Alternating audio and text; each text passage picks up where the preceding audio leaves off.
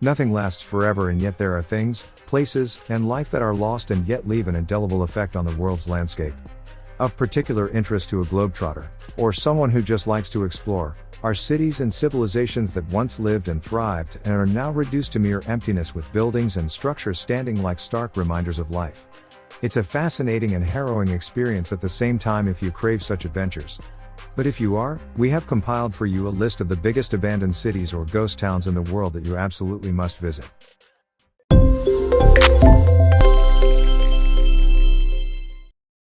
Plymouth, Montserrat.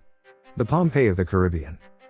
The town of Plymouth was once the capital of the Caribbean island of Montserrat, but on July 18, 1995, the Soufriere Hills volcano began to erupt, sending pyroclastic flows and ash falls across much of southern Montserrat, including Plymouth. Volcanologists warned of the potential damage to the capital 6 kilometers, 3.7 miles, away. On 21st of August, a volcanic explosion covered the town in a thick layer of ash and darkened the sky almost completely. By December, the entire population of Plymouth, approximately 4,000 people, had been evacuated. See, on June 25, 1997, a massive eruption killed 19 people, and the resulting pyroclastic flow destroyed the island's airport. Plymouth was evacuated again. A series of eruptions between 4th and 8th of August 1997 destroyed the town, with about 80% of it covered in 1.4 meters, 4.6 feet, of ash. The British Navy assisted in evacuating the entire southern part of the island.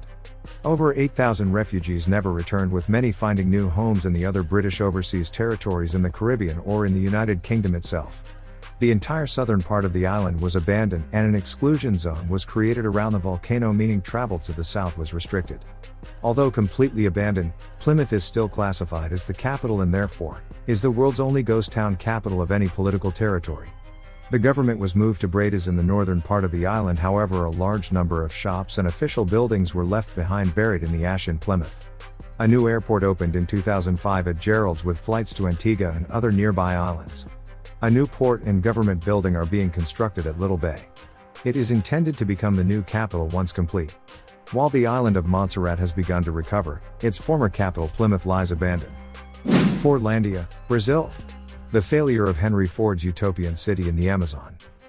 A small town meant to resemble the northern Michigan of the 1930s, Fordlandia is frozen in time, deep in the heart of Brazil's Amazon rainforest.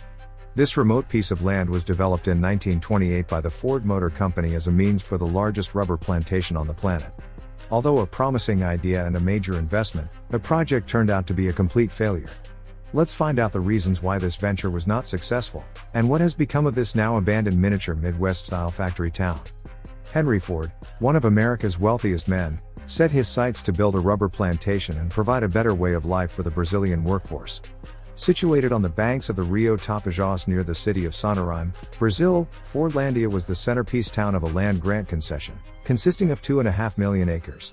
Henry Ford's miniature American town in the jungle became a thriving community when it was first established, with a power plant, a modern hospital, a library, a golf course, a hotel, and rows of white clapboard houses.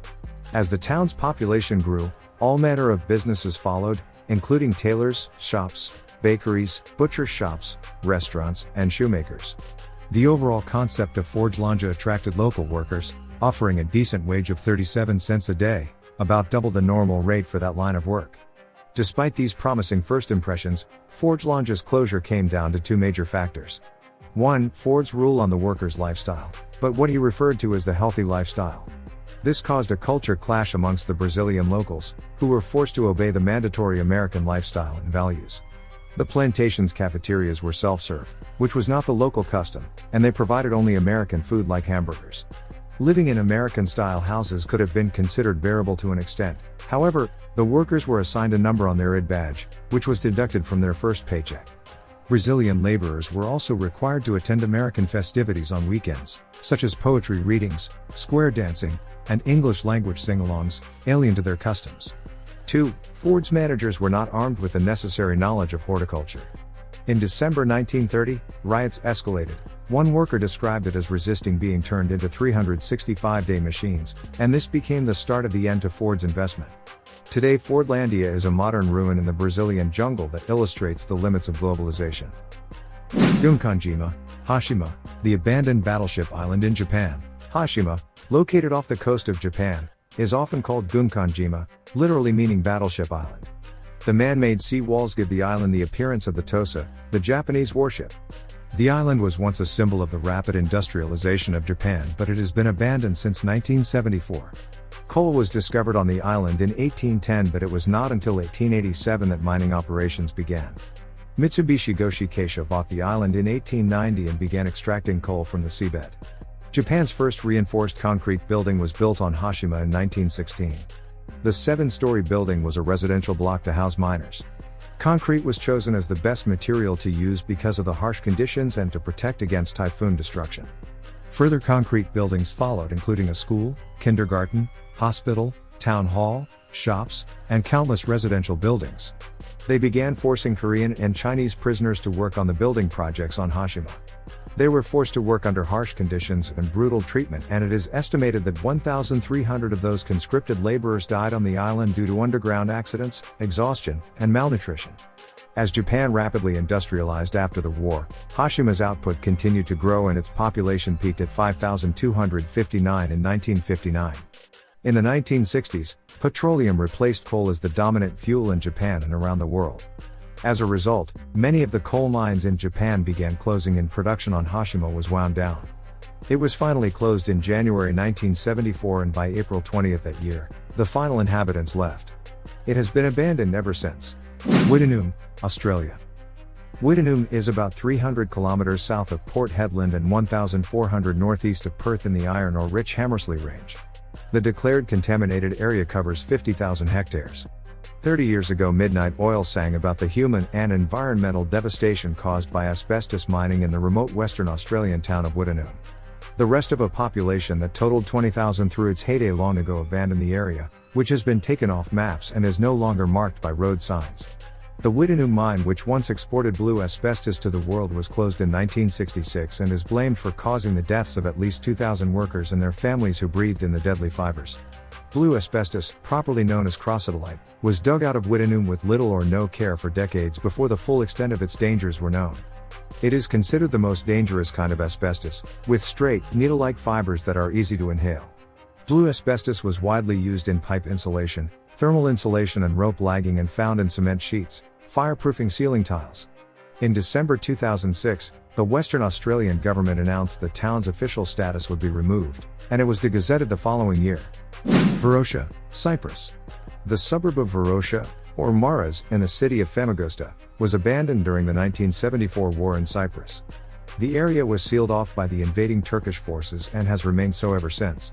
It appears to be frozen in time, the clothes still on the racks in the shops, homes, and holiday apartments untouched for nearly 50 years.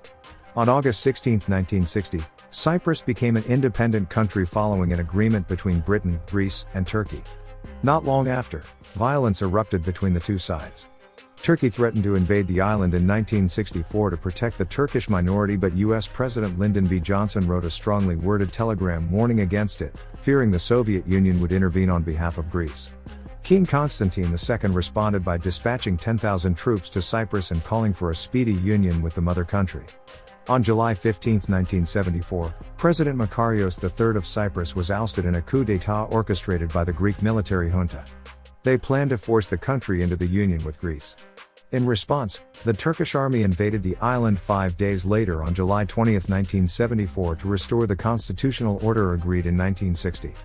A ceasefire was quickly agreed and the constitution was restored with a temporary leadership placed in charge until such time that Makarios III could return, having fled during the initial coup. Despite the ceasefire, a second Turkish invasion occurred on August 14, and this time, they took further territory in the northern part of the island, including the city of Famagusta. It was during this invasion that Varosha was evacuated and sealed off. Up until then, Varosha has been an affluent, tourist area with hotels, restaurants, and bars. It was popular among travelers from the North and West Europe, as well as wealthy Greeks. During the Turkish invasion, the majority Greek Cypriot population fled the fighting between the Greek and Turkish armies in Famagusta, helped by the British military who had kept their bases on the island since the time it was a crown colony. Many refugees fled south to Paralimni, Darinya, and Larnaca. The Turkish army fenced off Varosha and refused to let anyone in. Ujiapu, China. Conjured out of nothing and lived in by seemingly no one, China's so-called ghost cities became the subject of Western media fascination a decade ago. The skyline of Ujiapu in the Chinese city of Tianjin looks more like an expensive, abandoned movie set than it does China's new Manhattan, as the financial district was once built. A patina of dust covers the glass doors of the 47 office buildings and hotels that still sit empty, and in some cases unfinished. This Manhattan-style ghost city on some of the best real estate in Tianjin, a port city just south of Beijing, is a victim of China's investment boom, and, as is increasingly apparent, its bust. Tianjin has led the debt bonanza of the last 5 years, loaning out money faster than anywhere else in China since the financial crisis hit in 2009. Ujiapu promised to become the world's largest financial district with at least $32 billion invested to create a new center of Chinese financial innovation. Tianjin was already deeply mired in debt. Though it didn't break out Tianjin's debt, an official audit found that Tianjin, Shanghai, and Guangzhou had amassed $3.9 trillion in debt as of late 2012, an average of $17.4 billion apiece. Krko, Italy. A deserted village which was destroyed by natural disasters and the plague. Krko is a haunted hill surviving amidst the chaos. Despite the residents abandoning the medieval town, the major part of the town still stands in the sands of time. Krko is situated on the tip of Italy where the village is set out on a 1,300-foot high cliff viewing the river valley which is down. The town setup was perfect enough to resist several plunders and drama that took place, followed by the Black Death that arrived in the 1600s, taking out hundreds of residents to die. Yet again, Krko survived and grew big enough, getting divided into 2 districts by 1815. The unification of Italy has led to the growth of brigands in the area. Their plaguing continued until the mid-1860s. The end of civil conflict led to great difficulty both geologically and environmentally. During the mid-20th century, recurring earthquakes began to shake the liability of the town. Between 1959 and 72, portions of the village were severely damaged and declared uninhabitable by a series of landslides. The geological threat to the town was recognized beforehand by scientists in 1910. The critical location of Krko on a hill made of Pliocene sand has left it overhanging with the clays and ravines, which has led to progressive incisions. Now, Krko is uninhabited.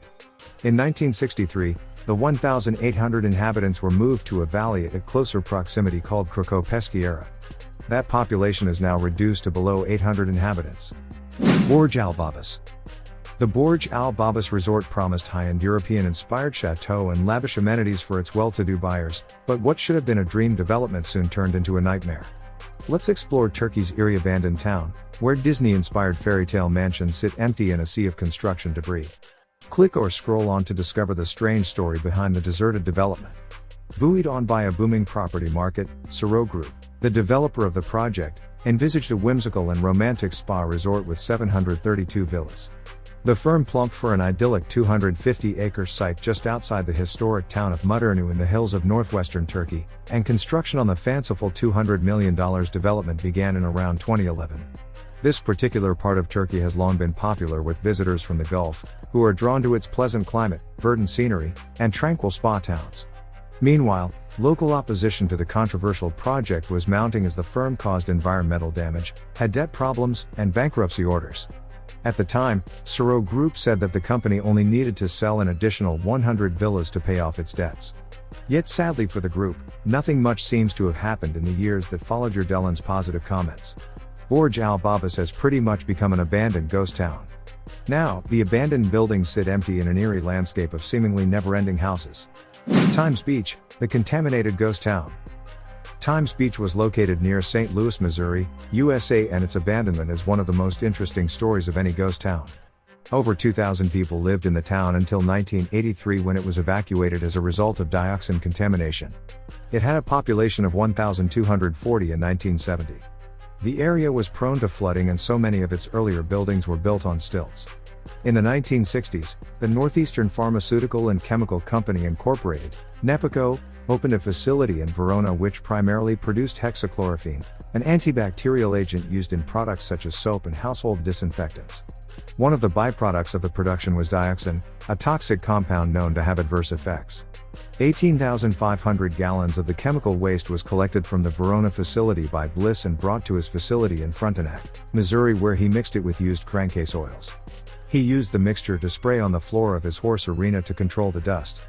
Horses at the facility became ill and a total of 62 died. The Centers for Disease Control, CDC, began investigating the unexplained deaths and in July 1974, determined that dioxin had been found in the soil.